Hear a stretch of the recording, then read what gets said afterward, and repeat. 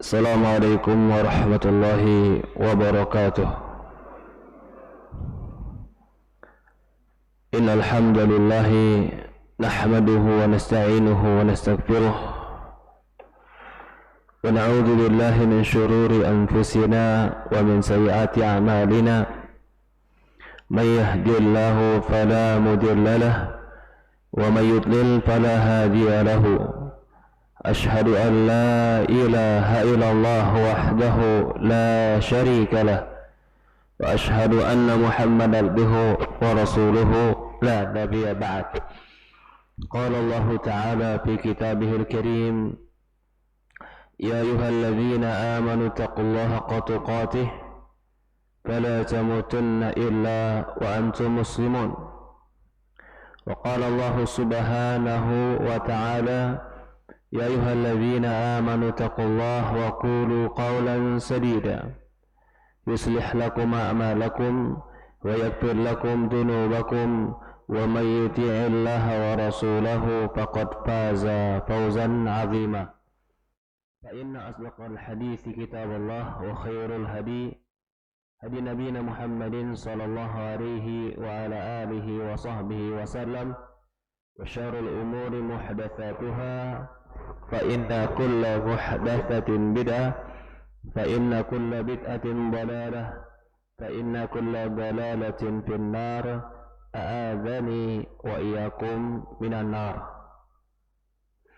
Alhamdulillah, segala puja dan puji syukur kita panjatkan hanya kepada Allah Subhanahu wa taala Rabbul Alamin, serta salawat dan salam selalu kita curahkan kepada baginda Nabi kita Muhammadin sallallahu alaihi wa ala alihi wa sahbihi wasallam, kepada keluarganya, kepada para sahabatnya, juga orang-orang yang mengikuti dan mencintainya ila yaumil qiyamah. Ikhwanu fiddin wa akhwatu fillah rahimani rahimakumullah, yang dimuliakan dirahmati oleh Allah Subhanahu wa taala. Ada sebuah hadis riwayat Bukhari yang sering kita mendengarnya. Rasulullah SAW bersabda, nikmatan maghbunun fihima katsirun minan nas. Kata Rasulullah SAW, dua kenikmatan yang banyak manusia di dalam dua kenikmatan ini tertipu, lengah dalam dua kenikmatan ini. As-sihhatu wal faragh. Yang pertama adalah nikmat sehat, yang kedua adalah waktu luang. Alhamdulillah, di hari ini Allah pertemukan kita di masjid ini, dan saya yakin insya Allah Allah Subhanahu wa taala memberikan kepada kita semua yang hadir di sini kesehatan, dan semoga Allah Subhanahu wa taala menjadikan kesehatan ini sebuah nikmat yang mengantarkan kita untuk taat terus kepada Allah Subhanahu wa taala. Dan juga pasti insya Allah teman-teman yang hadir di sini tentu memiliki waktu luang. Maka ketika dua nikmat ini ada pada kita, kata Rasulullah SAW, nikmatani maqbunun fihima katsirun minan nas. Dua kenikmatan yang banyak manusia tertipu dengan dua kenikmatan ini. Kenikmatan sehat dan kenikmatan waktu. Waktu luang itu nikmat, tapi ketika kenikmatan waktu luang tidak digunakan untuk beribadah dan mendekatkan diri kepada Allah, maka waktu bukan menjadi nikmat, tapi bahkan bisa menjadi sesuatu yang harus dipertanggungjawabkan di hadapan Allah Subhanahu wa taala. Dalam sebuah hadis Rasulullah SAW mengatakan, la tazalu qadamul abdi yaumul qiyamah. Tidak akan beranjak kaki seorang hamba di hari kiamat, enggak bergerak dia, enggak bakalan bisa berpindah ke tempat lain sampai ditanyakan untuk apa umurnya, fima btalah, untuk apa dihabiskan waktunya. Di antaranya juga adalah akan ditanya tentang waktu sehatnya sebelum datang waktu sakitnya. Ikhwanu fiddin wa akhwatu fillah, teman-teman yang dimuliakan dan dirahmati Allah Subhanahu wa taala, sehat dan sakit itu qadarullah, takdir Allah. Kita nggak bisa mengatakan bahwasannya saya sakit karena fulan, saya sakit karena bertemu fulan, atau saya sakit karena saya berbuat sesuatu. Tidak. Jika kita telah tertimpa musibah, katakanlah qaddarallahu ma syaa wa fa'al. Semua atas takdir Allah, kehendak Allah, dan perbuatan Allah. Ini harus kita tanamkan ke dalam diri kita. Tidak ada yang bisa membuat kita sakit kalau Allah Subhanahu wa Ta'ala ingin kita sembuh, ingin kita sehat. Dan tidak ada yang bisa menyembuhkan dan menyehatkan kita kalau Allah Subhanahu wa Ta'ala ingin memberikan sakit kepada kita. Ini poin yang penting ditekankan di zaman sekarang. Mengapa ini poin-poin penting? Karena betapa banyak orang yang sudah mengingatkan untuk menempuh sebab supaya sehat. Kita tidak melupakan bahwasannya menempuh sebab supaya sehat itu salah satu cara. Menjaga jarak, menggunakan masker, menggunakan imunisasi, itu sebab kita sehat. Tapi karena terlalu banyak orang yang mengangkat masalah ini, seolah-olah sebagian orang yang kurang ilmunya menganggap dia sehat karena maskernya, dia sehat karena vaksinnya, dia sehat gara-gara dia jaga jaraknya. Padahal dia sehat bukan karena itu, tapi karena Allah Subhanahu wa Ta'ala. Betapa banyak orang yang vaksin Allah takdirkan sakit. Betapa banyak orang di dalam rumah dan tidak pernah keluar, Allah takdirkan sakit. Betapa banyak orang yang berkeluyuran di luar rumah, tapi dia menjaga jaraknya, dia menggunakan maskernya, dia tawakal kepada Allah, Allah berikan dia kesehatan. Maka di sini ada sebuah poin yang harus kita pahami tentang penyakit menular. Karena sebagian orang atau karena kebanyakan orang sudah mulai sedikit berubah pemandangannya atau berubah pandangannya terhadap apa itu penyakit menular. Kita yakin penyakit menular itu ada. Bahkan Rasulullah mengatakan, "Fafirru minal mazdum kama tafirru minal asad." Lari kalian dari penyakit menular sebagaimana larinya kalian dari harimau. Bahkan Rasulullah berdoa, "Allahumma inni a'udzubika minal baras wal juran." Ya Allah, aku berlindung padamu dari penyakit baras, penyakit putih-putih, penyakit kulit. Wal judan, sebagai mengartikan itu adalah penyakit menular. Berarti Rasulullah SAW mengakui ada penyakit menular. Tetapi dalam riwayat lain Rasulullah mengatakan la adwa wala tiarah. Kata Rasulullah SAW, nggak ada penyakit menular dan nggak ada itu tiarah, kesialan karena alam, kesialan karena burung, kesialan karena kejadian-kejadian alam, nggak ada. Bagaimana menggabungkan dua hadis ini? Hadis yang pertama mengatakan Rasulullah SAW mengatakan ada penyakit menular. Hadis yang kedua Rasul mengatakan nggak ada penyakit menular. La adwa wala tiarah. Sampai seorang sahabat bangun yang mengatakan, "Ya Rasulullah, untaku itu sehat. Kalau aku taruh di onta yang sakit, dia jadi sakit ya Rasulullah." Seolah-olah kenyataannya ada ya Rasulullah. Apa kata Rasulullah? Siapa yang pertama kali memberikan penyakit kepada unta yang pertama? Maka jawabannya Allah. Di sini Rasulullah ingin mengajarkan kepada kita, memang ada penyakit yang menular, tetapi ketika kita tertimpa sakit, itu bukan karena penyakit itu yang memilih kita, tapi karena Allah yang memilih kita untuk sakit. Maka ketika kita sakit, setelah bertemu seseorang atau berkumpul atau terjadi sesuatu, jangan katakan seandainya aku nggak bertemu dia, seandainya aku nggak keluar, seandainya, jangan katakan seandainya, tapi katakan qaddarallah ma syaa wa fa'al. Karena Rasulullah mengatakan fa innal law tuftahu abwabus syaitan. Karena kalimat law, seandainya seolah-olah menyesali yang telah terjadi, itu akan membuka pintu-pintu syaitan, menolak takdir, menyalahkan makhluk ketika sakit. Padahal la in yuridullahu, jika Allah menginginkan kepadamu dhar, fala kashifa lahu illahu, tidak ada yang bisa mengangkat mudarat itu kecuali Allah.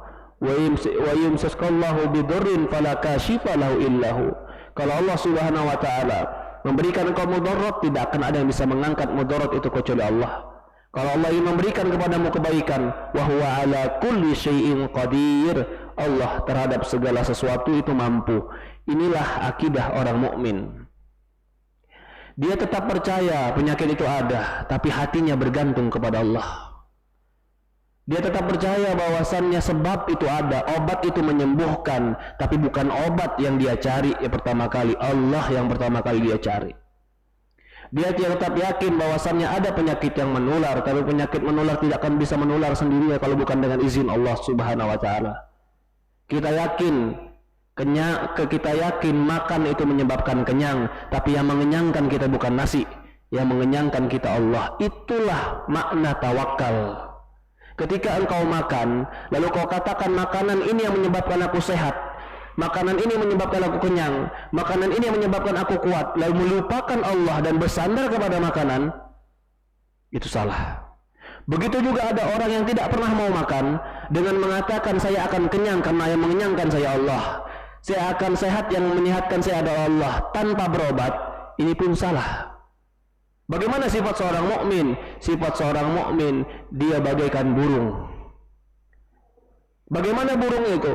Dia pergi dari sangkarnya, nggak tahu mau pergi kemana. Yang pasti dia harus cari makan, tapi dia tahu pasti Allah akan berikan dia makan. Artinya seorang mukmin dia tahu bahwasannya harus menempuh sebab dengan berobat, tapi bukan semata obat yang menyembuhkan dia. Allah yang menyembuhkan dia. Allah yang melindungi dia. Sehingga orang mukmin tidak dihantui dengan kecemasan yang berlebihan.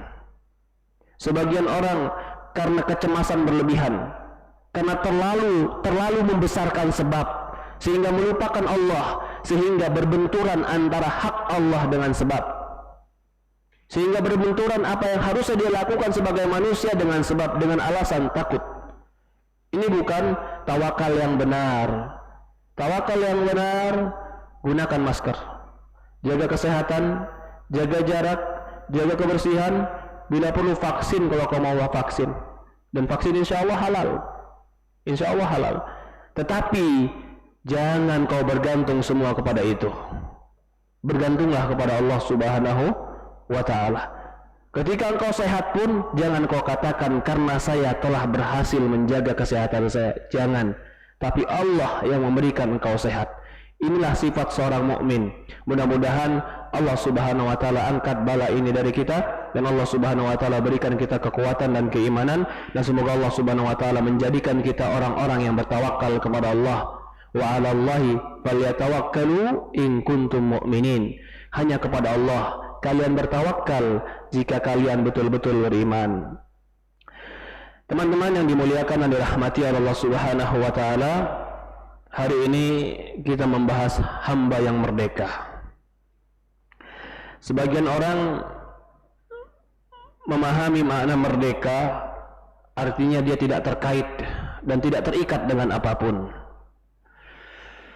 Kalau kita ambil, atau sebagian orang, sebagian definisi barat mengartikan merdeka itu adalah engkau melakukan segala sesuatu tanpa harus merugikan orang lain. Ini definisi sebagian orang mengatakan merdeka. Sebelumnya, yang harus dipahami, Allah Subhanahu wa taala menciptakan kita menjadi manusia adalah hamba yang merdeka.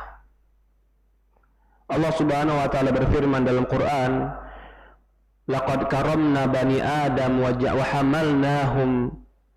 hamalnahum fil barri wal bahri warzaqnahum min thayyibati wa faddalnahum ala katsirin mimma khalaqna tafdila. Kata Allah Subhanahu wa taala, wa laqad karamna, telah kami muliakan bani Adam, anak keturunan Adam. Para ulama menafsirkan karamna, Allah muliakan di sini bani Adam, berarti Allah muliakan segalanya. Walaupun sakira nanti di sini dibahas mana yang lebih mulia, bani Adam atau malaikat. Karena Allah katakan dalam ayat ini waqad karamna, kami muliakan bani Adam. Tetapi para ulama mengatakan kemuliaan di sini Allah muliakan bani Adam dengan akalnya. Allah muliakan bani Adam dengan kecerdasannya. Allah muliakan bani Adam dengan bentuk tubuhnya. Manusia berjalan dengan dua kaki dan kepala di atas. Adapun hewan-hewan, nggak ada yang berjalan sebagaimana manusia. Allah muliakan mereka dari bentuk fisiknya. Allah muliakan mereka dari bentuk akalnya. Allah muliakan mereka pun dari kehidupannya. Mereka diberikan kebebasan oleh Allah Subhanahu wa taala dalam kehidupan sebagai makhluk yang mulia. Manusia Allah ciptakan dalam keadaan bebas, hur, merdeka. Maka suatu hari Ali bin Abi Thalib radhiyallahu anhu pernah mengatakan, "Wala takun 'abdan ghairaka faqad ja'alaka Allah hurra." Kata Ali bin Abi Thalib, jangan pernah kau ingin menjadi budak dan hamba bagi yang lain, karena Tuhanmu telah menjadikan engkau orang yang merdeka. Allah merdekakan kita. Allah berikan kita kebebasan. Allah Subhanahu wa taala berikan bagi kita kebaikan-kebaikan. Di antara bentuk kebebasan yang bukti bahwasannya kita bebas adalah kita bisa memilih kehidupan kita. Kita bisa memilih apa saja. Dalam kehidupan kita nggak ada yang maksa kita. Itu buktinya, tandanya Allah telah menciptakan kita merdeka. Bahkan Allah Subhanahu wa taala menjadikan uzur, maaf dan tidak berdosa bagi mereka yang melakukan dosa karena dipaksa. Karena keterpaksaan itu bukan kebebasan dan bukan kemerdekaan. Allah mengatakan dalam Quran atau dalam hadis, Innallaha, Rasulullah mengatakan, Innallaha tazawaza li an ummati al-khata' wal nisyan wa mastukrihu alaihi. Kata Rasulullah SAW, Allah mengampuni, memaafkan bagi umatku al-khata', kesalahan, kelupaan, dan apa-apa yang dia dipaksa untuk melakukannya. Orang yang dipaksa untuk melakukan berarti orang yang tidak bebas. Ketika kita dipaksa melakukan dosa dan maksiat bukan karena kemampuan kita menghindarinya, maka ketika itu Allah tidak mencatat sebagai dosa. Para ulama berdalil dengan hadis ini, berarti manusia diciptakan dalam keadaan bebas. Dia tidak terpaksa dalam kehidupannya. Bahkan ini akidah Ahlussunnah wal Jamaah. Kita itu dalam hidup bebas. Kita boleh memilih kehidupan kita. Tetapi setiap pilihan kehidupan kita ada konsekuensinya. Itulah manusia yang bertanggung jawab, makhluk yang bertanggung jawab terhadap pilihan hidupnya. Allah berikan dia kemampuan memilih karena dia bebas. Allah berikan dia alat berpikir untuk menganalisa pilihannya. Maka ketika dia memiliki kedua ini, kebebasan untuk bisa memilih perbuatannya dan akal untuk bisa menilai perbuatan dan dampak perbuatannya, maka dia harus bertanggung jawab terhadap perbuatannya. Mungkin hewan pun bisa memilih perbuatannya, tapi dia nggak bisa menganalisa dengan akalnya dampak dari perbuatannya, maka dia tidak akan pernah ditanya dan bertanggung jawab terhadap perbuatannya, karena dia tidak punya alat untuk menilai dan menimbang perbuatannya. Manusia punya, dan manusia adalah makhluk yang Allah Subhanahu wa taala muliakan. Karena itu Allah Subhanahu wa taala ketika mengatakan di Quran, "Inni ja'ilun fil ardi khalifah." Aku ingin menjadikan di muka bumi ini khalifah. Orang mengartikan sebagian khalifah adalah pemimpin. Sebagian adalah khalifah mengartikan yang bertanggung jawab sebagai pengganti dan penerus estafet kepemimpinan. Itu khalifah. Kenapa manusia dikatakan khalifah? Maka malaikat mengatakan, "Ataj'alu fiha may yufsidu fiha wa yasfikud dima." Ya Allah, apakah Engkau ingin menjadikan di muka bumi ini yang orang-orang yang merusak di muka bumi dan menumpah darah, berperang? Kenapa manusia dikatakan khalifah? Karena manusia memiliki kemuliaan yang tidak dimiliki oleh makhluk yang lain, yaitu ilmu. Ilmu inilah yang tidak dimiliki makhluk yang lain. Maka perhatikan di ayat tadi, ketika Allah bercerita kepada malaikat, "Ini ja'ilun fil ardi khalifah." Aku ingin menjadikan di muka bumi ini khalifah. Qalu atajalu fiha may yufsidu fiha wa yasfikud dima. Apakah Engkau akan menjadikan di muka bumi ini yang merusak dan menumpahkan darah? Apa yang Allah buktikan kepada malaikat ketika itu? Allah memanggil Adam, wa 'allama Adam al-asma'a kullaha. Allah ajarkan Adam dengan ilmu-ilmunya, dengan nama-namanya. Lalu Allah ajarkan juga malaikat dengan nama-nama yang sama. Maka Allah katakan kepada malaikat, "Ambi'uni bi asma'i." Kabarkan kepadaku nama-nama tadi. Kalau mereka menjawab, "La ilma lana." Kami enggak punya ilmu. Subhanak, la ilma lana. Kami enggak punya ilmu. Qala ya Adamu ambi'hum bi asma'ihim. Maka Allah katakan kepada Adam, "Wahai Adam, kabarkan kepada mereka nama-nama yang kuajarkan." Lalu Adam mengabarkan kepada malaikat nama-nama tadi.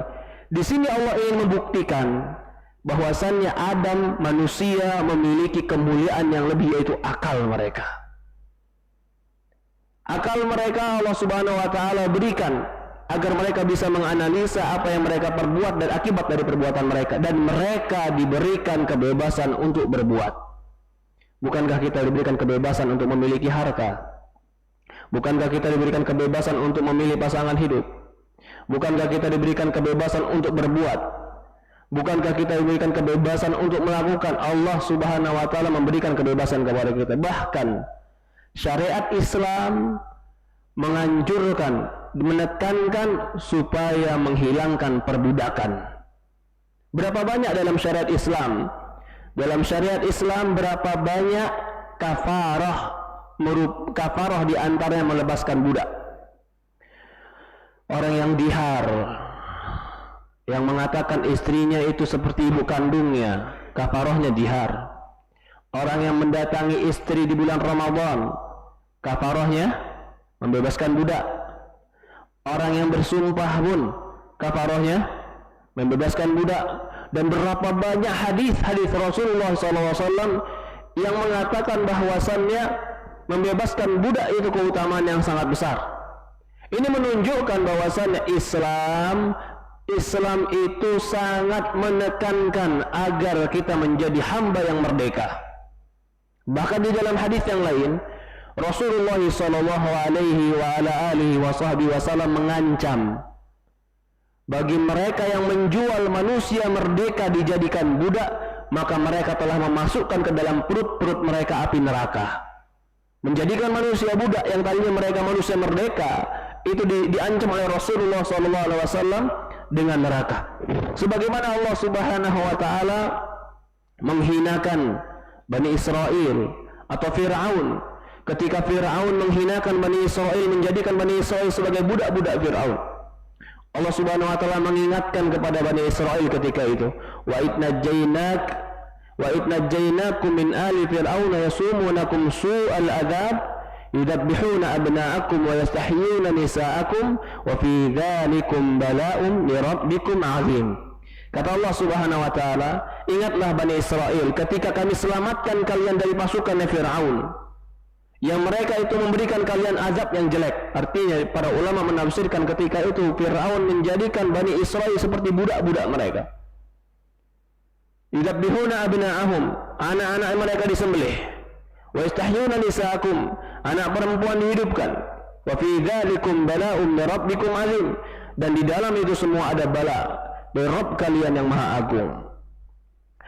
Allah ingatkan kepada Bani Israel ketika mereka dilepaskan oleh Allah Subhanahu wa taala dari perbudakan yang dilakukan oleh Fir'aun. Ikhwanu fiddin yang dimuliakan dan dirahmati Allah Subhanahu wa taala, Islam agama yang mulia, dan Islam mengakui tentang setiap manusia atau setiap orang memiliki hak di dalam mereka mereka hidup, memilih kehidupan mereka. Disebutkan oleh para ulama juga, disebutkan bukti bahwasannya Allah Subhanahu wa taala menjadikan manusia itu adalah orang yang bebas. Disebutkan dalam Umar bin Khattab mengatakan, man ista'badatum min nas faqad walathum ummahatuhum ahrara. Mata istaba'tumun nas wa qad walathum ummahatuhum ahrara. Kenapa kalian menghambakan diri kepada manusia sementara ibu kalian melahirkan kalian dalam keadaan merdeka? Umar mengatakan kita lahir dalam keadaan merdeka. Laqad imta'athana Allah linukhrija man syaa min ibadatil ibad ila ibadatullah. Faman dayyaqa ad-dunya ila si'atiha, faman dayyaqa ad-dunya ila si'atiha, wa min hajurati ad-diyani ila adl Islam. Disebutkan oleh para ulama juga bahwasannya Allah Subhanahu wa taala telah mengeluarkan kita dari perbudakan kepada dunia atau perbudakan kepada manusia menuju penghambaan diri kepada Allah, dari sempitnya dunia kepada lapangnya akhirat, dari kejamnya agama-agama selain agama Islam kepada agama yang lurus dan agama yang Islam. Ikhwanu fiddin rahimani rahimakumullah, ini Islam, ini agama Islam, dan inilah asal dari Islam. Kita hidup dalam keadaan merdeka, bebas, dan boleh memilih apa yang kita mau pilih dalam kehidupan kita. Jangankan kita sebagai laki-laki, bahkan di dalam hadis Rasulullah SAW menggambarkan, kata Rasulullah SAW, la tunkahul bikr hatta tusta'dzan. Jangan kau nikahi seorang wanita perawan kecuali dengan izin dia. Qalu kaifa idznuha? Ya Rasulullah, bagaimana izinnya wanita perawan tadi? Qala in taskat atau taskut. Kalau dia diam, maka diamnya itu adalah izinnya. Para ulama berdalil dengan ini bahwasannya wanita perawan tentu mudah, wanita lemah, lalu dia perawan tentu mudah. Artinya wanita lemah yang lemah itu jangan kau paksa untuk menikah kecuali dengan izin dia. Artinya dia memiliki hak, dia memiliki kebebasan, dia memiliki kemerdekaan untuk hidupnya. Lalu para sahabat yang bertanya di sini, bagaimana izinnya ya Rasulullah? Izinnya kalau dia diam. Para ulama berdalil ini menunjukkan manusia itu memiliki hak dalam hidupnya untuk dia memilih kehidupannya. Berarti manusia itu merdeka. Dia boleh memiliki kehidupannya untuk apa yang dia pilih. Bahkan Allah mengatakan di Quran, wala ta'duluhunna litadhabu bi ba'di ma ataytumuhunna. Jangan kau ta'dulu. Ta'dulu itu menghalang-halangi dia menikah, menyulitkan mereka menikah. Ya, litadhabu bi ba'di ma ataytumuhunna, agar kalian mengambil apa-apa yang telah kalian berikan kepada dia.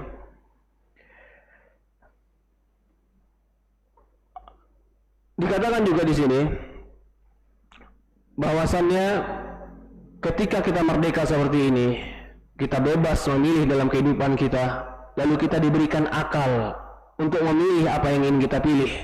Dan akal tadi sebagai alat untuk menimbang apa yang kita pilih dan konsekuensi dari pilihan kita. Ternyata kebanyakan manusia tetaplah diri mereka itu tidak keluar dari penghambaan kepada selain Allah. Artinya ada orang-orang yang menghambakan diri mereka kepada selain Allah Subhanahu wa ta'ala. Ada orang-orang yang berhambakan diri kepada bashar, menghambakan diri kepada manusia. Ada orang yang menghambakan dirinya kepada hawa nafsunya. Ada orang yang menghambakan dirinya kepada dunia. Ada orang yang menghambakan dirinya kepada ketenaran. Ada orang yang menghambakan diri kepada apa yang menjadi keinginannya di dunia. Itu orang-orang yang dikatakan menghambakan dirinya, sehingga dirinya terikat, terkungkung, dan dia selalu bergerak dan berbuat sesuai dengan perintah apa yang dia inginkan tadi dari perkara-perkara dunia. Bahkan dahulu dikatakan orang-orang ahlu kitab dari Yahudi dan Nasrani, mereka menghambakan diri mereka kepada Tuhan, kepada ulama-ulama mereka, kepada rahib-rahib mereka, dan kepada orang-orang soleh mereka. Allah katakan dalam surat Al-Imran ayat 64, ya ahlal kitab ta'alau ila kalimatin sawa bainana wa bainakum alla na'budu illallah. Wahai ahlu kitab, kemarilah. Wahai ahlu kitab, ta'alau ila kalimatis sawa. Kemarilah kita kepada satu kalimat yang satu. Berarti Islam mengajak kesepakatan, tidak? Ya ahlal kitab ta'al, kemari. Ngapain dikemari? Ila kalimatin sawa, kita satukan kalimat kita. Islam itu mengajak persatuan kalimat. Islam bukan mengajarkan perpecahan. Apa persatuannya? Ila kalimatin sawa, mari kita bersatu, mari kita berkumpul, mari kita bersama, jangan kita berpecah. Ila kalimatin sawa, kepada satu kalimat. Apa itu satu kalimatnya? Bainana wa bainakum, antara kami dan kalian sepakat, alla na'budu illallah, jangan kita menyembah kecuali Allah. Jadi salah kalau ada orang yang menganggap bahwasannya Islam itu agama memecah belah. Tidak. Islam itu agama yang mengajak kepada kesatuan. Kesatuan apa? Alla na'budu illallah, jangan kita beribadah kepada Allah, jangan kita beribadah kecuali hanya kepada Allah. Ini kalimat yang benar, ini ajakan yang benar, dan karena ini ajakan yang sesuai fitrah manusia. Tapi apa yang mereka jawab?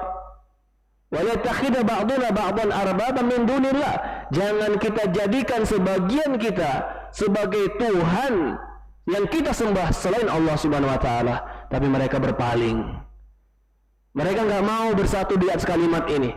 Kata para ulama berdalil, berarti mereka menjadikan selain Allah itu adalah arbab, tuan-tuan mereka. Berarti mereka telah membudakkan diri mereka, menghambakan diri mereka kepada selain Allah Subhanahu wa taala. Ini adalah penghambaan diri dan ini adalah perbudakan yang paling jelek. Bagaimana tidak? Manusia yang tadi berakal, yang diberikan kebebasan, bahkan dimuliakan oleh Allah dengan akalnya, karamna bani Adam, kami muliakan bani Adam. Allah berikan kemuliaan dengan fisiknya, dengan kecerdasannya. Lalu dia menghambakan dirinya kepada sesuatu yang rendah, yang tidak bisa mendengar, yang tidak bisa melihat, yang tidak bisa memberikan, yang tidak bisa mengabulkan. Maka penghambaan diri dan perendahan diri kepada sesuatu ini, inilah dikatakan kezaliman yang sangat zalim. Bagaimana mungkin Allah muliakan kita, Allah agungkan kita, Allah utamakan kita, faddalna 'alal alamin, faddalna tafdila. Bahkan Allah katakan kami utamakan kalian dengan yang lain. Tapi ternyata dia mengkultuskan benda. Tapi ternyata dia menghambakan diri kepada selain Allah. Tapi ternyata dia menjadi budak kepada selain Allah Subhanahu wa taala. Sampai sebagian orang-orang Nasrani protes ketika dengar ayat ini. Kami nggak pernah kok. Kami nggak pernah menjadikan ulama-ulama kami, rahib-rahib kami Tuhan selain Allah. Nggak pernah. Kami nggak pernah menghambakan diri kepada mereka. Nggak pernah. Apa kata para sahabat? Apa kata Rasulullah SAW? Bukankah rahib-rahib kalian mengharamkan apa-apa yang Allah halalkan, lalu kalian ikut mengharamkannya? Bukankah rahib-rahib kalian menghalalkan apa-apa yang Allah haramkan, lalu kalian ikut menghalalkannya? Ternyata penghambaan diri mereka, perbudakan mereka ketika mereka lebih takut kepada rahib-rahib mereka, ulama-ulama mereka, dibanding takut mereka kepada Allah Subhanahu wa taala. Bukankah sekarang telah terbukti sebagian rahib-rahib mereka telah mengizinkan dan melegalkan LGBT? Tiba-tiba mereka semua berubah mengatakan boleh. Kemana dulu kitab-kitab yang mereka katakan nggak boleh? Apakah kitab itu sudah dihapus? Sudah tidak relevan? Sehingga sebagian dari tokoh-tokoh agama mereka, ulama-ulama mereka yang mereka agungkan, mengatakan halal LGBT, homoseksual, tiba-tiba mereka katakan juga halal. Inilah penghambaan diri bukan kepada Allah. Inilah dikatakan perbudakan diri kepada manusia. Karena mereka menjadikan manusia-manusia tadi yang lebih mereka patuhi, lebih mereka loyalkan, lebih mereka dekatkan, lebih mereka hormati dibanding Allah Subhanahu wa taala. Bukankah loyalitas, kepatuhan, kehormatan, ketundukan yang berlebihan, bukankah itu melambangkan bahwa dia menghambakan diri? Maka orang yang seperti ini tidak lain mereka dikatakan telah memperbudak diri mereka di hadapan rahib-rahib mereka. Ini sebagian manusia. Mereka bebas padahal di atas Quran dan hadis. Mereka bebas beribadah kepada Allah. Mereka harusnya menjadikan hambaan diri mereka kepada Allah Subhanahu wa taala, tetapi mereka menjadikan penghambaan diri mereka kepada selain Allah Subhanahu wa taala. Penghambaan diri kepada selain Allah ini berarti merendahkan diri. Perendahan diri ini merupakan perbudakan. Maka itu di dalam bahasa Arab penghambaan diri dikatakan abd. Abdun. Abdun dalam bahasa Indonesia adalah hamba dan perbudakan, dan kita itu tidak boleh menghambakan diri kita kecuali hanya kepada Allah. Wa ma khalaqtul jinna wal insa illa liya'budun. Tidak aku ciptakan jin dan manusia illa kecuali liya'budun. Perhatikan kalimatnya, ya'bud, abd juga. Abdun, abdu itu hamba, hamba itu budak, agar aku jadikan dia menghambakan diri kepadaku. Ternyata ketika Allah berikan kita kebebasan dalam memilih dalam hidup kita, ketika Allah berikan kita hak-hak dalam hidup kita, hak dalam memiliki, Islam mengakui kita Islam memberikan hak kepada kita memiliki barang. Walillahi Allahu alladzi khalaqa, dalam Quran Allah mengatakan huwallazi ja'ala lakumul ardh Allah telah menjadikan bagi kalian bumi. Atau dalam ayat yang lain Allah mengatakan, Allah mengizinkan bagi kita apa-apa yang di muka bumi ini. Berarti Allah memberikan kita kebebasan untuk memiliki. Kebebasan memiliki itu kebebasan untuk manusia yang merdeka. Hamba budak tidak boleh memiliki. Tapi penghambaan kita hanya kepada Allah. Siapa yang merampas, siapa yang mengambil kemerdekaan kita ini? Ternyata sebagian manusia merampas kemerdekaan manusia lainnya. Sehingga sebagian mereka mengatakan manusia tidak boleh memiliki barang. Manusia tidak boleh memiliki kekayaan. Yang memiliki kekayaan itu hanya pemerintah dan penguasa. Komunis. Mereka merampas kemerdekaan manusia untuk memiliki. Islam mengakui manusia untuk memiliki harta. Tapi Islam mengajarkan kita untuk menghambakan diri kepada Allah Subhanahu wa taala. Inilah orang yang merdeka. Ketika dia menghambakan diri kepada yang menciptakannya, lalu dia mengerti bahwasanya Allah yang menciptakannya, dan yang menciptakannya memberikan kepada kita hak-hak dan kenikmatan. Dan kenikmatan tadi kita gunakan untuk menghambakan diri dan mendekatkan diri kepada pencipta. Itulah manusia yang merdeka. Tapi ketika ada manusia yang merampas hak manusia lainnya, tidak memberikan hak kemerdekaan manusia untuk memiliki barang, maka dia bukan orang yang memberikan kebebasan. Begitu juga sebagian manusia yang menghambakan dirinya kepada selain Allah, sementara Allah telah muliakan dia. Allah berikan akal, Allah berikan kemampuan, Allah berikan dia lebih daripada makhluk-makhluk yang lain. Maka orang seperti ini pun telah menghambakan diri kepada selain Allah. Dan di antaranya pula ada orang-orang yang menghambakan diri kepada selain Allah Subhanahu wa taala. Mereka menghambakan diri mereka kepada nafsu mereka, menghambakan diri kepada syahwat mereka, menghambakan diri kepada apa yang terbetik dalam hati mereka. Kenapa mereka dikatakan hambakan diri? Karena semua yang dibetikkan oleh hatinya, yang dibisikkan oleh nafsunya, yang diinginkan oleh syahwatnya, selalu dia patuhi walaupun resiko apapun di hadapannya. Dia lebih mematuhi syahwatnya dibanding yang lain. Kepatuhan yang besar ini namanya abdun, penghambaan, ketaatan, ketundukan. Maka Allah gambarkan di Quran, afara'aita man ittakhadha ilahahu hawa. Apakah engkau melihat orang-orang yang menjadikan Tuhan mereka hawa nafsu mereka? Kata para ulama di sini berarti mereka menjadikan Tuhan mereka adalah syahwat mereka. Siapa yang mereka patuhi, siapa yang mereka taati, siapa yang mereka dengar, siapa yang mereka dahulukan? Syahwat mereka. Walaupun ada di depan mereka sesuatu yang berbahaya, tapi kalau kata syahwat mereka lakukan, mereka lakukan. Jangan berbicara tentang bahayanya akhirat, walaupun terkadang bahaya dunia depan mata mereka, tapi ketika syahwat, kata syahwat mereka lakukan, mereka akan patuh kepada syahwat mereka. Berarti mereka telah menjadi budak. Budak oleh siapa? Oleh syahwatnya. Dia nggak bisa mengendalikan syahwatnya, tapi syahwatnya mengendalikan dia, sehingga dia menjadi budak oleh syahwatnya.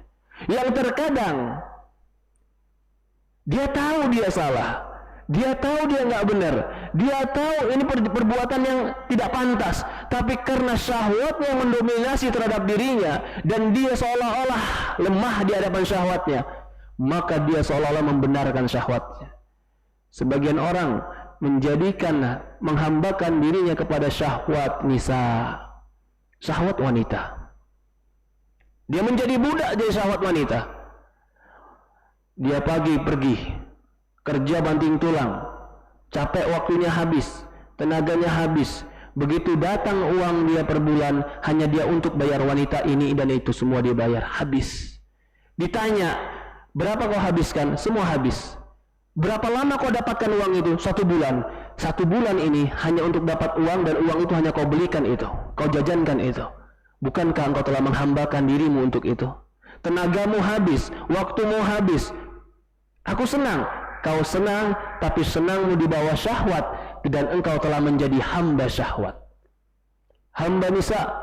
Sebagian orang ada yang menjadi perbudakan karena selain syahwat, ada sebagian orang perbudakan karena nafsu, cinta.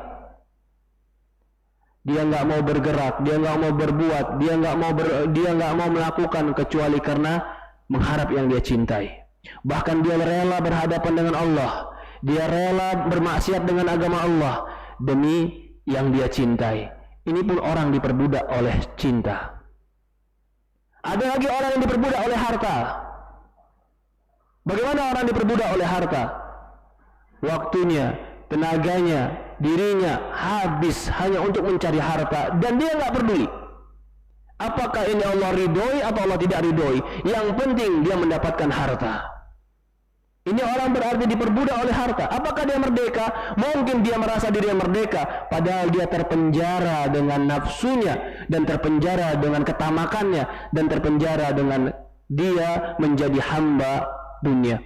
Maka Rasul mengatakan dalam sebuah hadis, Ta'isa abdu dinar, Ta'isa abdu dirham. Rasulullah SAW katakan dalam sebuah hadis, celaka abdul dinar, hambanya dinar, celaka hambanya dirham. Dinar dan dirham ini emas dan perak, mata uang ketika itu. Kenapa Rasulullah SAW gambarkan bahwasannya ada manusia yang menjadi hamba perak, hamba emas, hamba uang? Karena ada manusia yang hidupnya hanya untuk itu. Dia berbuat baik karena itu, dia bergaul karena itu, dia bertemu orang karena dunia, dia mencintai orang karena dunia. Ada yang memberikan dunia, dia ridho. Kalau dunia tidak diberikan, dia tidak ridho. Siapa yang ngasih dia dunia, dia akan hormati. Siapa yang tidak berikan dia dunia, dia akan jauhi. Orang yang telah menjadikan hidupnya standarnya adalah dunia. Bahkan Allah Subhanahu wa taala gambarkan di Quran.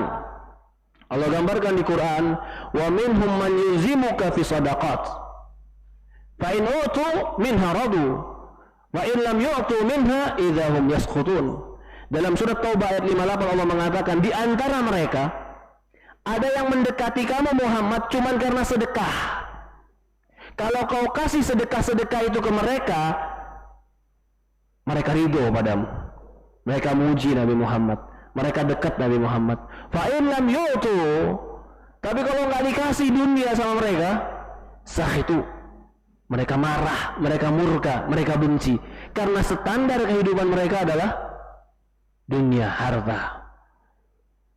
Maka Rasulullah SAW menggambarkan hadis yang kita bilang tadi, riwayat Bukhari, Ta'isa abdu dinar, Ta'isa abdu dirham, Ta'isa abu qatifah, Ta'isa abu khamisah. Apa itu qatifah? Qatifah itu penampilan, baju. Khamisah itu pakaian yang bagus. Rasulullah pun mengabarkan ada orang yang menghambakan dirinya untuk pakaian.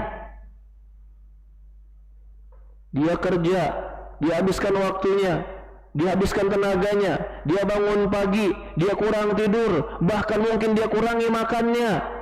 Ketika dia dapat uangnya, dia memberikan sebuah barang, pakaian, yang mungkin pakaian itu cuma untuk dipakai sama dia, tapi habis semua uangnya untuk ke situ. Sehingga dia ketika menggunakan pakaian itu, dia bangga dengan dirinya, dia hormat, dia senang dengan dirinya. Ketika ada orang yang tidak berpakaian seperti pakaian itu, dia hinakan, dia rendahkan. Hidupnya, kenapa dia dikatakan Ta'isa abdul khamisah? Celakalah abdul khamisah, celakalah hamba pakaian. Kenapa dikatakan mereka hamba pakaian? Karena hidup mereka hanya untuk itu. Hidup mereka, tenaga mereka, uang mereka, pikiran mereka, seandainya mereka habiskan waktu mereka 24 jam hanya untuk itu. Bagaimana kok hanya untuk itu, Ustaz? Sekarang, apa yang mereka lakukan sehari-hari? Kerja, cari uang. Iya. Ketika mereka dapat uang, untuk apa uang mereka? Hanya untuk beli pakaian dan berbangga-bangga dengan pakaian. Berarti, waktu mereka yang 24 jam dikali 30 hari, hanya untuk dapat uang, dan uangnya hanya untuk beli pakaian dan berbangga-bangga untuk pakaian tadi, merendahkan orang lain yang tidak memiliki pakaian seperti tadi. Ini yang dikatakan abdun khamisah, hamba pakaian. Banyak enggak orang sekarang menghambakan diri terhadap ini? Ada yang menghambakan diri pada mobil, ada yang menghambakan diri kepada ketenaran, tidurnya kurang, makannya kurang, bahkan istirahatnya kurang, tenaganya capek. Dia rela meninggalkan sebagian keinginan-keinginan dunianya hanya untuk mendapatkan ketenarannya. Abdun, dia telah menjadi hamba dan budak daripada ketenarannya. Maka kalau orang sudah seperti ini kehidupannya, Yang dia hambakan itu bukan Allah. Yang menjadi orientasi hidupnya bukan Allah. Yang menjadi barometer kebaikan dia adalah dunia. Maka orang seperti ini akan tafakhur fid dunya, berbangga-bangga dengan dunia. Kalau kau dengar omongannya, yang lain tidak lain cuman uang dan uang yang keluar dari mulutnya. Kalau kau lihat dari gayanya, ucapannya tidak lain, dia cuma mengatakan aku punya, aku punya, aku punya, aku punya. Cuman ini yang keluar dari mulut mereka. Ini menunjukkan ta'isa abdu dinar, ta'isa abdul dirham. Celakalah orang yang menghambakan dirinya kepada dinar. Bahkan dia terkadang rela menghancurkan rumah tangganya untuk mendapatkan uang. Anaknya jadi korban, suaminya jadi korban, orang tuanya jadi korban. Siapa? Semua mereka korbankan. Untuk apa? Supaya dia dapat uang. Berarti uang ini yang lebih dia patuhi dari segalanya, karena dia berani mengorbankan segalanya. Bahkan Allah pun dia korbankan. Bahkan dalam sebuah riwayat Rasulullah SAW mengatakan, kata Rasulullah SAW, akan datang nanti satu masa, akan datang suatu absyiru wallahi. Nah, kata Rasulullah SAW, akan datang nanti suatu masa, ya, yang dimana masa itu orang tidak lagi peduli apakah mereka makan yang halal atau mereka makan yang haram, karena mereka sudah menjadi hamba untuk dunia mereka. Kalau mereka disuruh bangun malam untuk menghambakan diri kepada Allah, kalau mereka disuruh tahan makanan untuk puasa karena Allah, tidak mampu. Tapi kalau mereka disuruh tahan makanan untuk supaya cantik, kalau mereka suruh tahan tidur supaya dapat uang, kalau mereka suruh tahan segala sesuatu supaya mendapatkan apa yang mereka syahwatkan, pasti mereka mampu. Kenapa? Karena mereka telah menghambakan diri mereka kepada selain Allah. Walaupun dosis penghambaan ini bertingkat-tingkat, kita nggak mengatakan semua orang dalam dosis yang sama. Ada betul-betul yang menghambakan diri kepada dunia dan uang, seolah-olah dunia dan uang menjadi tujuan mereka, sehingga semua mereka korbankan. Sampai hubungan dia dengan Allah dia korbankan, sampai dia jual agamanya untuk Allah. Inilah orang-orang Yahudi. Ishtaruna ad-dalalah. Mereka jual ayat-ayat Allah. Untuk apa? Untuk dunia. Berarti sekarang yang menjadi Tuhan mereka siapa? Yang menjadi Tuhan mereka Allah kah, atau yang menjadi Tuhan mereka dunia? Bani Israel. Kenapa mereka mengganti agama mereka? Yuharrifunal kalima an mawadi'i. Allah gambarkan, mereka merubah-rubah Alkitab dari tempatnya. Kenapa mereka rubah? Karena tidak sesuai dengan diri mereka. Kenapa? Apa yang mereka inginkan? Ternyata yang mereka inginkan adalah harta. Kenapa mereka menginginkan harta? Allah sebutkan, atau Rasul sebutkan, mereka menginginkan harta karena mereka telah terfitnah dengan wanita.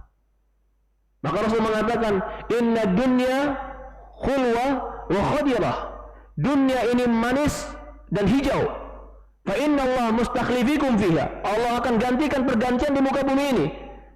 Arti pergantian di sini, yang tadinya kaya menjadi miskin, yang miskin menjadi kaya, terus berputar seperti itu. Yang tadinya hebat menjadi rendah, yang rendah menjadi hebat, terus berputar seperti itu. Untuk apa? Fayanzuru kaifa ta'malun, agar Allah melihat apa yang kalian lakukan. Apa amal kalian? Fattaqud dunya wattaqun nisa. Takutlah kalian terhadap dunia dan takutlah kalian kepada wanita, kata Rasulullah. Fa inna awal fitnah Bani Israel kanat fin nisa. Karena ujian yang pertama kali datang kepada Bani Israel adalah wanita. Kita katakan tadi di Quran Allah mengatakan yuharrifuna kalima an mawadi'i. Mereka merubah-rubah kitab. Kenapa mereka merubah kitab? Karena mereka inginkan dunia. Kenapa mereka menginginkan dunia? Karena mereka kalau sudah dapat dunia, mereka bisa memilih wanita yang mereka inginkan. Jadi ternyata mereka jual agama mereka supaya mereka mendapatkan uang. Uang yang mereka dapatkan bukan untuk mereka, untuk bisa membayar syahwat mereka. Siapa yang menjadi Tuhan mereka sekarang? Syahwat mereka. Itulah orang yang dikatakan perbudakan, membudakkan dirinya kepada syahwat. Di dalam Quran banyak sekali Allah Subhanahu wa taala menggambarkan tentang dunia. Allah mengatakan di dalam Al-Quran, Walaupun Allah Subhanahu wa taala mengizinkan dan secara tabiat kita pun mencintai dunia, tapi jangan pernah kita menjadikan hamba dunia. Waktu kita habis hanya untuk itu, tenaga kita habis hanya untuk itu, bahkan rumah tangga, bahkan segala sesuatu dikorbankan hanya untuk dunia. Jangan pernah manusia atau seorang muslim seperti itu. Memang Allah katakan di Quran, tuhibbunal mala hubban jamma. Manusia itu mencintai harta. Itu kecintaan manusia. Bahkan Allah katakan di Quran, zuyyina lin-nasi hubbus syahwati minan nisa. Allah telah jadikan manusia itu cinta syahwat. Artinya memang ada dalam diri kita. Suka dengan itu, tetapi sesuai dengan dosisnya, itu tidak tercela. Tetapi ketika dosisnya lebih banyak, sehingga membuat dia mabuk, dan dia lupa kepada Allah dan akhirat, dan menjadikan terbengkalai Allah dan akhirat, dan lebih mencintai dunia, inilah yang tidak boleh. Bahkan Allah gambarkan di Quran, innama amwalukum wa auladukum fitnah.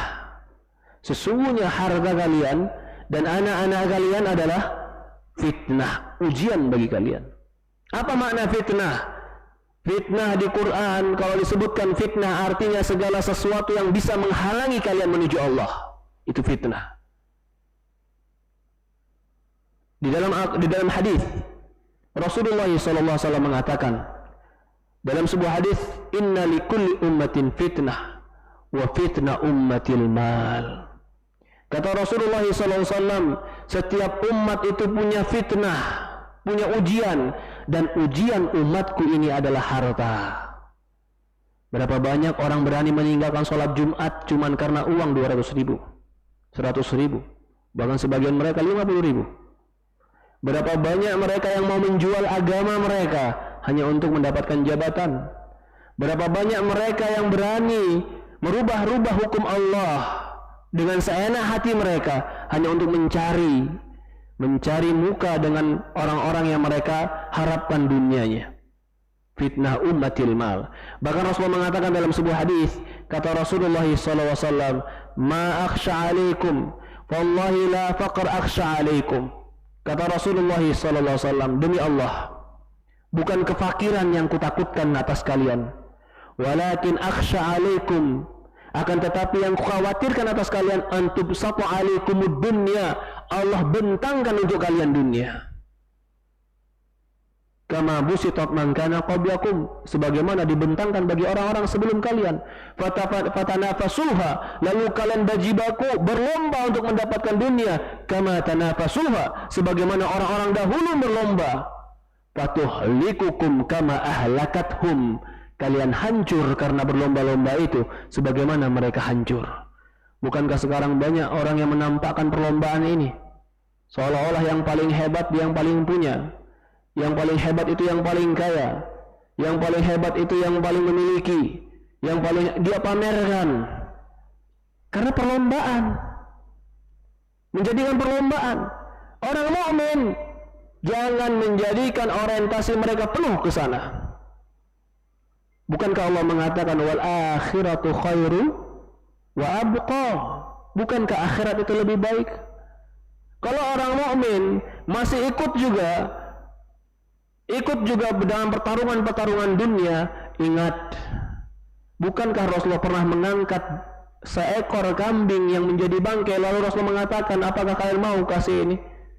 Ya Rasulullah, dia bangkai.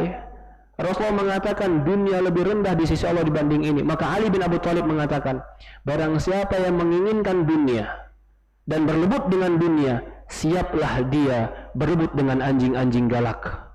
Karena dunia itu bangkai. Yang merebut bangkai siapa? Serigala, anjing galak. Kalau engkau ingin merebut bangkai itu, maka engkau akan bertemu dengan orang yang rakus, orang yang tamak, orang yang jahat, orang yang hasad, orang yang iri. Karena memang itu tempatnya dunia. Orang mukmin, dunia menjadi tunggangannya menuju Allah. Maka para ulama ketika ditanya, bagaimana seharusnya sifat seorang mukmin pada dunia? Maka ulama mengatakan bahwasanya kalau engkau bersikaplah engkau terhadap dunia bagaikan engkau mengendarai seekor onta. Ketika kita naik onta, kita akan naiki. Tapi ketika kita tidak butuhkan, kita akan turun, kita masuk rumah kita. Jadi dia hanya sekedar kendaraan kita menuju tujuan kita. Tidak terus di sana, tidak terus langsung, tidak terus di atas onta selama-lamanya. Atau sebagian ulama juga ditanyakan menggambarkan bagaimana harus seseorang mukmin terhadap dunia. Kata para ulama, jadilah engkau di dunia bagaikan orang yang pergi ke tempat khala, ke tempat kamar mandi. Bagaimana engkau kamar mandi? Apakah engkau betah di sana selama-lamanya? Atau kau di sana sementara dan kau akan keluar? Jadilah orang seperti itu. Bukan berarti kita tidak membutuhkan, kita butuh, tapi bukan menjadi hamba dunia. Sebagian orang di Jakarta, ya subhanallah, habis waktunya hanya untuk ini, lupa sholat, lupa sedekah, lupa Jumatan. Berapa dunia yang dia dapat? Siapa Tuhan mereka? Seolah-olah yang membahagiakan dia itu uang, seolah-olah yang menyebutkan dia mulia itu uang, seolah-olah yang melapangkan hidupnya itu uang. Bukan. Perhatikan ini dalam Quran. Allah Subhanahu wa taala berfirman. Kata Allah Subhanahu wa taala dalam Al-Qur'an, ayahsabuna annama namudduhum min mali wa banin nusari'u lahum fil khairat. Apakah mereka menyangka ketika kami bentangkan untuk mereka itu harta dan keturunan, berarti kami telah percepat kebaikan untuk mereka? Bal la yash'urun, jangan sangka itu. Tapi mereka mereka la yash'urun, mereka enggak merasa bahwasannya itu dipercepat azab untuk mereka. Ya subhanallah. Di dalam ayat yang lain, ya, Allah Subhanahu wa taala menggambarkan di dalam Al-Qur'an, wala tu'jibuk amwaluhum wala auladuhum. Jangan mengagumkan kamu harta mereka dan anak-anak mereka. Ya subhanallah. Sekarang betapa banyak orang yang berlomba-lomba memamer-mamerkan kekayaannya walaupun terkadang bohong. Orang kaum muslimin melihatnya seolah-olah membanggakan, wah hebat, hebat. Ya subhanallah, apa kata Allah? Di surat At-Taubah ayat 55, jangan mengagumkan engkau harta mereka dan anak-anak mereka. Innama yuridullah, sesungguhnya Allah inginkan dengan harta dan anak-anak tadi, liyu'adzibahum, Allah mau azab mereka. Ya subhanallah. Di mana sisi azabnya? Di mana sisi azabnya sehingga ada harta, ada anak, kan nikmat. Di mana sisi azabnya? Sisi azabnya mereka telah lupa dengan Allah. Bukankah orang yang dilupakan dari Allah Subhanahu wa taala berarti itu bentuk dari azab? Mengantarkan dia ke neraka. Falamma nasullah, ketika mereka lupa kepada Allah, fansahum, Allah lupakan mereka. Allah buktikan bahwasannya salah satu bentuk azab Allah kepada manusia, Allah jadikan mereka lupa kepada Allah. Belum lagi Allah jadikan azab mereka berupa hati mereka yang keras. Allah hukum mereka, Fir'aun, Allah hancurkan mereka. Perhatikan ayat berikutnya. Ya. Fala tu'jibuk amwaluhum wala auladuhum. Jangan kalian kagum dengan anak-anak dan harta mereka. Innama yuridullah liyu'adzibahum, Allah ingin mengazab mereka biha, dengan itu semua, fil hayatid dunya, di dunia Allah azab mereka. Wa tazhaqu anfusuhum wa hum kafirun, bahkan itu menghancurkan diri-diri mereka dan mereka itu kafir. Di dalam ayat yang lain Allah Subhanahu wa taala menggambarkan, falamma nasu ma dzukiru bih, ketika mereka melupakan apa-apa tentang Allah, lupa yang halal, lupa yang haram, sudah dunia orientasinya, maksiat, dosa. Fatahna abwaba kulli syai'. Perhatikan nih, ketika mereka lupa sama Allah, apa yang Allah kasih mereka?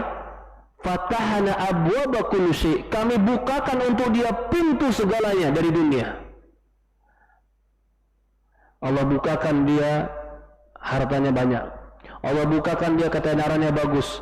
Allah bukakan untuk dia fisiknya pun indah. Semua tentang dunia Allah kasih dia. Tapi sampai kapan?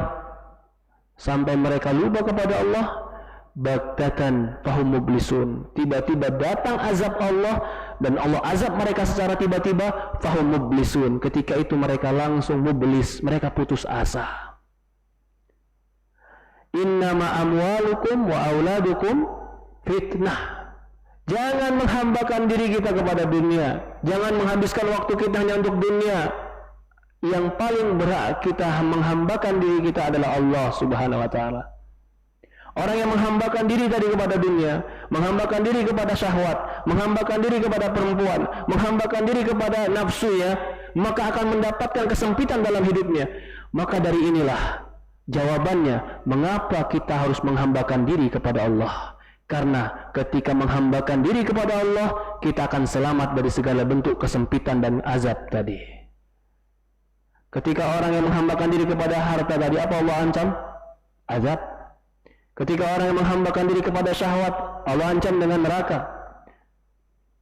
Ketika orang-orang yang menghambakan diri kepada selain Allah Subhanahu wa taala, ta'isa abdu dinar, ta'isa abdu dirham, ta'isa abu khamisah, ta'isa abu khamisah, qamilah. Celaka mereka hamba dinar, celaka mereka hamba dirham, celaka mereka hamba pakaian.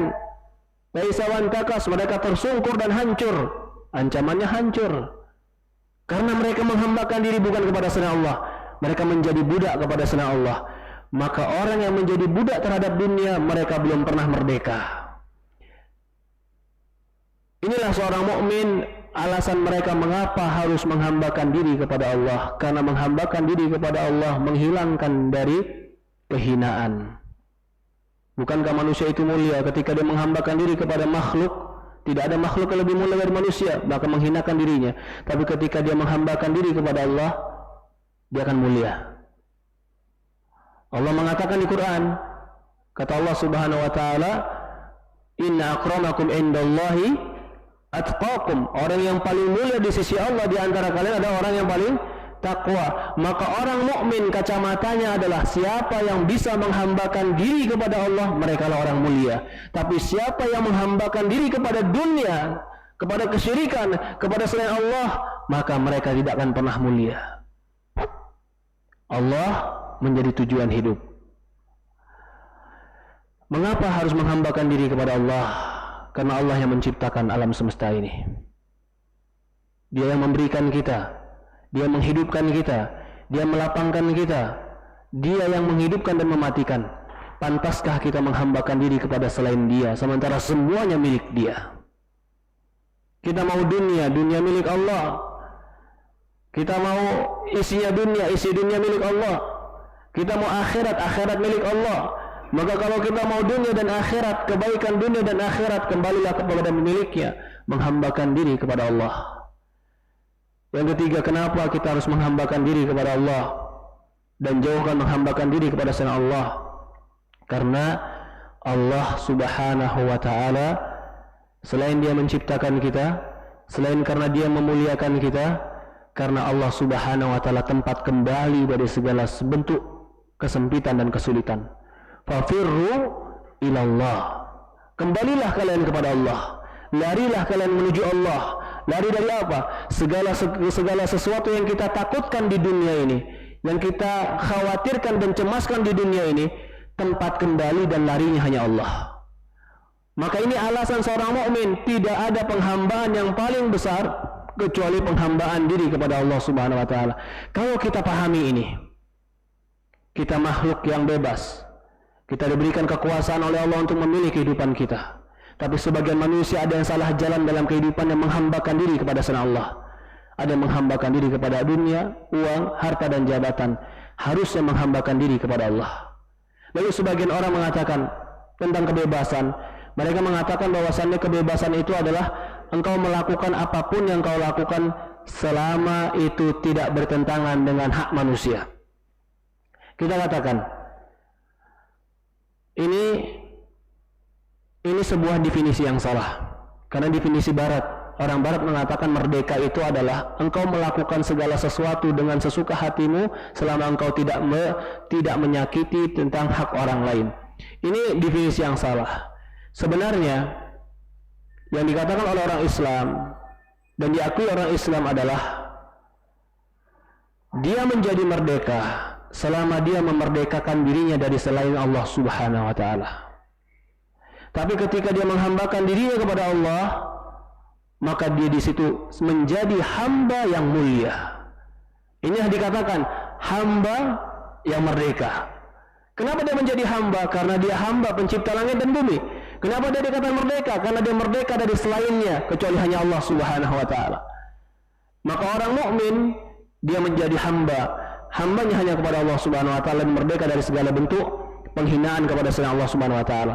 Maka dari itu, sikap seorang mukmin ketika dia mengambil keputusan untuk dalam kehidupannya dan memiliki kebebasan dalam kehidupannya, dia selalu menimbang dengan keputusan Allah.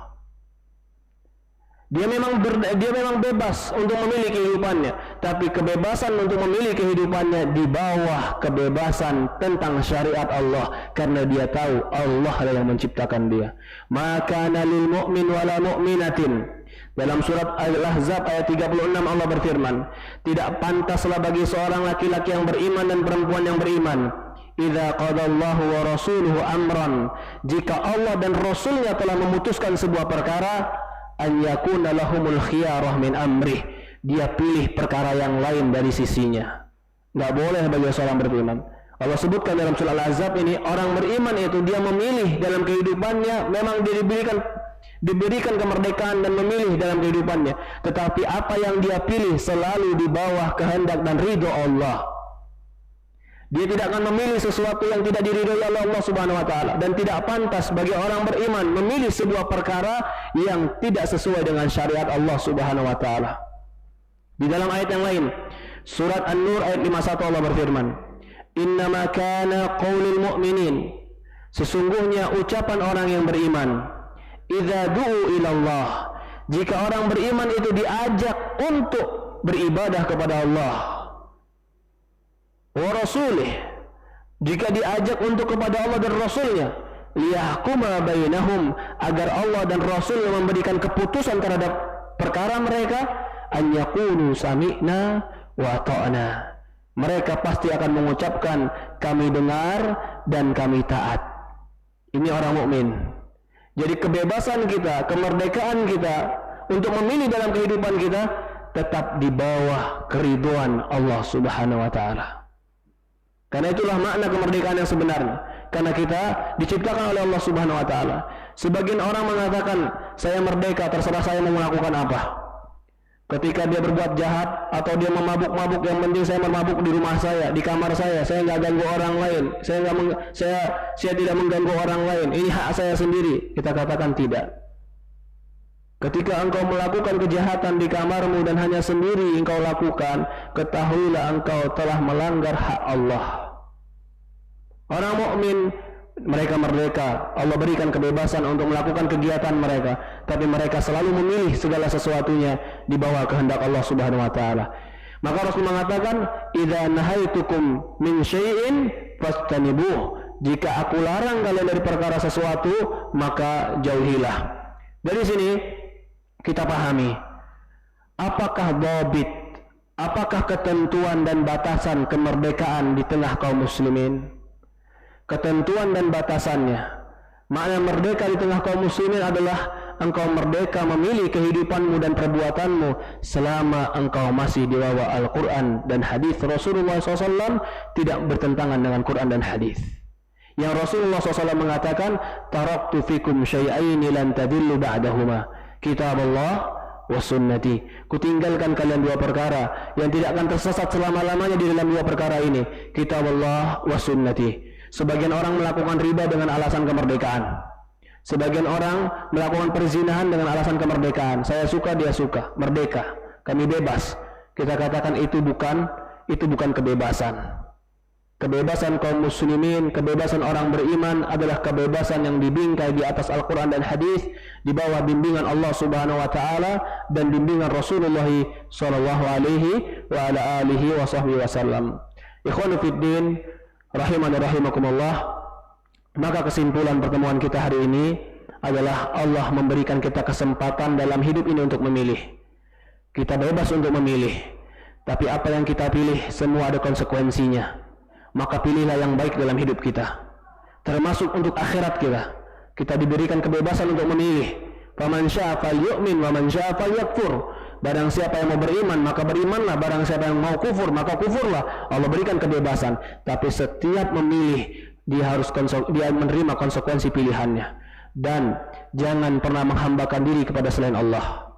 Menghambakan diri kepada selain Allah adalah kehinaan, adalah kerendahan. Dan banyak orang tanpa sadar mereka menghambakan diri mereka untuk dunia. Tidak ada yang kita hambakan kecuali hanya kepada Allah Subhanahu wa taala. Kuncinya adalah tauhid kepada Allah. Barang siapa yang mentauhidkan Allah dengan sebaik-baiknya, maka dia telah menjaga dirinya dari penghambaan kepada selain Allah Subhanahu wa taala. Allah musta'an. Ustaz, apakah hukumnya sholat Jumat dibagi menjadi 2 sesi?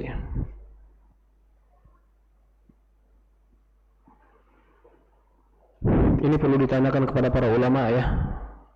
Para ulama yang masalah-masalah ijtihad seperti ini ya. Khutbahnya 2 atau khutbahnya 1?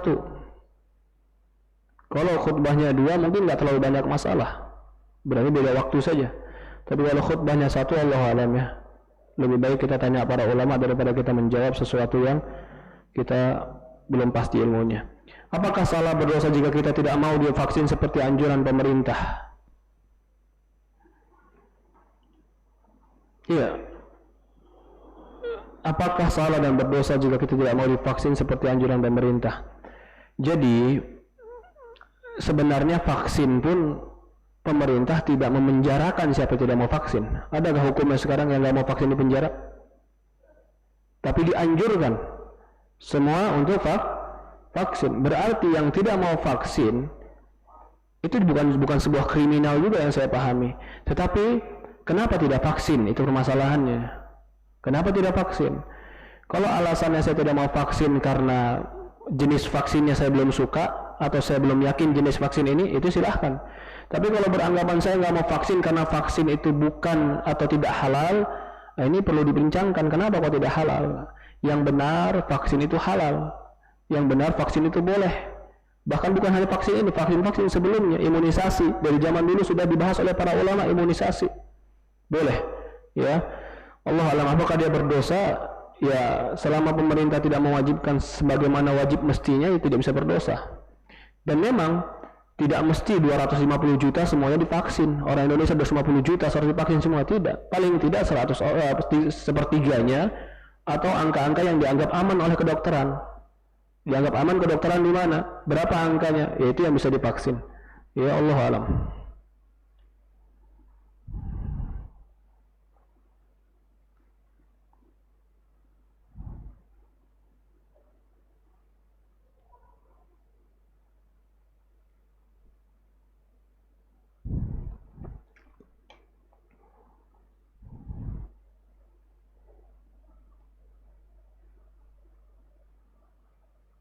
Saya bekerja di alat keperluan kantor dan penyuplai di beberapa perusahaan, salah satunya di bank dan asuransi konvensional. Bagaimana status dari gaji saya bekerja? Halal atau haram? Halal.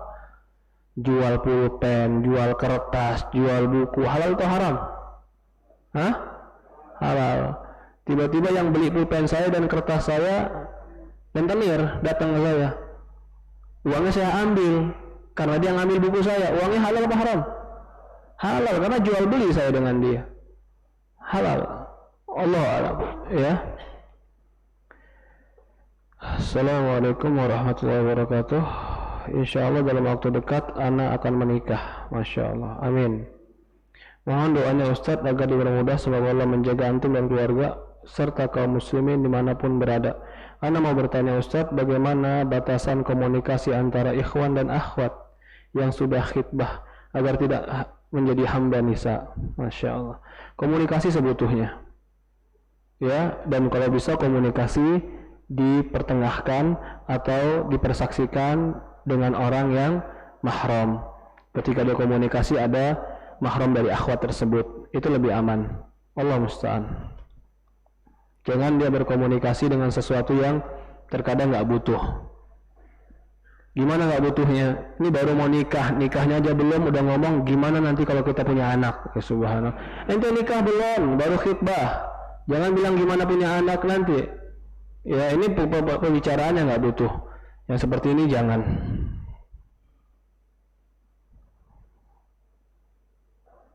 Bagaimana cara lepas dari hawa nafsu yang selalu memperbudak diri? Mohon nasihatnya kepada Ustaz. Wallahu alam ya. Bagaimana cara? Kita mungkin terkadang nggak berpikir bagaimana orang terbudak hawa nafsu. Banyak orang terbudak hawa nafsu. Contoh saja, berapa banyak orang yang sadar bahwasannya narkoba itu merusak, ya tidak? Tapi mereka nggak bisa lepas dari itu, bahkan sulit lepas dari itu. Bahkan ketika kita mau lepas dari itu harus kita karantina dia. Dia tahu itu nggak baik, tapi dia nggak lepas dari itu. Berarti dia telah diperbudak oleh itu. Diperbudak oleh itu. Ya. Contoh lain. Berapa banyak orang tahu rokok itu membunuhmu? Benar nggak? Bahkan di kotak rokoknya diberikan rokokmu membunuhmu. Dia tahu ini ngabisin duit, ini bikin sakit, tapi dia nggak bisa lepas. Itu ada sedikit dosis memperbudak namanya. Walaupun dosisnya berbeda-beda. Ada juga orang yang diperbudak oleh wanita. Terserah deh, apa akibatnya, yang penting saya dapat dia. Nah, ini pun diperbudak namanya. Ada juga orang diperbudak oleh syahwat. Bagaimana orang diperbudak oleh syahwat? Dia tahu LGBT itu haram, LGBT itu nggak benar, laki sama laki-laki itu nggak boleh, tapi dia nggak bisa membendung syahwatnya. Setiap kali dia mau membendung, dia jatuh lagi, terus seperti itu. Tapi dia tahu dia salah. Ada nggak seperti ini orang? Ada. Inilah yang ditanyakan kepada Ibnu Qayyim dalam kitab Ad-Da'u wad-Dawa. Maka keluarlah buku itu, buku Ad-Da'u wad-Dawa. Ada orang yang jatuh dalam maksiat dan nafsu, dan dia sadar kalau dia terus di atas maksiat dan dosa itu dia akan hancur. Tapi dia nggak bisa keluar. Semakin dia mau keluar, semakin dia jatuh ke dalam maksiat yang sama. Ibnu Qayyim menjawabnya. Jadi pertanyaan ini, kalau mau jawabnya, baca buku Ibnu Qayyim. Itu satu buku jawaban dari pertanyaan ini. Tapi yang poin yang paling pertama kali dia jawab di situ, setelah dia menyebutkan bahwasannya setiap penyakit itu ada obatnya.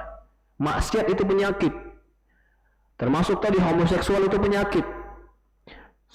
Kecanduan obat-obatan itu penyakit. Itu semua penyakit. Setiap penyakit ada obatnya. Dia berdalilkan dengan hadis. Kemudian dia sebutkan obat yang pertama kali. Obat yang pertama kali kau doa kepada Allah Subhanahu wa taala. Itu obat yang pertama kali. Mengangkat tangan kepada Allah, ya Allah, bantu aku untuk taubat. Ya Allah, mudahkan aku untuk meninggalkan maksiat ini. Itu dulu yang pertama kali. Mengangkat tangan kepada, betapa banyak kita sadar bahwa terkadang itu salah. Ini enggak benar, ini dosa. Kita risau, gelisah dengan dosa ini, tapi terjatuh dan terjatuh lagi. Maka angkat tangan, minta sama Allah di tengah malam, bila perlu teteskan air mata, katakan, ya Allah, tidak ada yang bisa melepaskan aku dari dosa ini kecuali dirimu. Insya Allah Allah akan berikan mudah bagi dia kalau dia betul jujur kepada Allah, ingin terlepas dari dosa itu. Allah alam. Ya.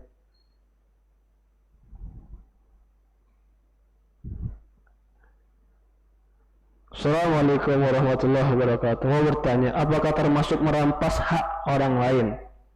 Saat kajian, ibu-ibu yang lain sangat berisik dan juga wanita-wanitanya, ukhti-ukhtinya. Subhanallah.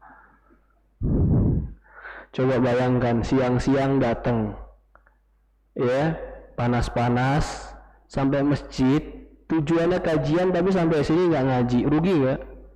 Rugi. Saya mau tanya, maaf. Orang nggak kajian tapi nggak ganggu kajian, sama orang yang nggak kajian tapi ganggu kajian, mana yang lebih mending? Ya bukan berarti pulang aja semua, bukan itu maksud saya. Jangan sampai jadi orang yang ganggu kajian. Saya mau contohkan nih, ada ibu-ibu di perumahan biasa, kalau maghrib anaknya nggak boleh sholat di rumah, maghrib ke masjid. Daripada nggak sholat ke masjid, sampai masjid itu anak nggak ada sholatnya ngobrol, injek-injekan kaki sama temennya, bahkan temennya yang lagi sholat digangguin supaya jadi nggak sholat. Ini anak mendingan di rumah atau mendingan di masjid? Kalau mau ke masjid sama ibunya sama bapaknya sekalian. Kalau dia di rumah, apa salahnya dia? Satu, nggak sholat. Kalau dia ke masjid, berapa salahnya dia? Dua, nggak sholat sama ganggu orang sholat. Nah itu salah. Makanya pengurus masjid nggak masalah tegas kepada anak-anak. Tegas bukan berarti harus memukul, tapi harus tegas itu memiliki sikap yang jelas. Oh jangan, Ustaz Hasan dan Husain juga lari-lari. Ustaz Hasan dan Husain itu ketika lari umur berapa? Dan kejadiannya Rasulullah langsung peluk. Ya tidak? Ini sekarang anak-anak yang ke masjid yang ribut, Siapa yang mau meluk dia? Bapaknya nggak ada, lagi kerja, ibunya di rumah. Ya, itu analogi saya. Analogi saya kepada anak kecil yang pergi ke masjid tapi nggak sholat, ganggu orang sholat. Kalau ibu-ibu sama akhwat tentu nggak seperti anak kecil. Allah alam. Ya, apakah dia apakah berarti mengambil hak orang lain?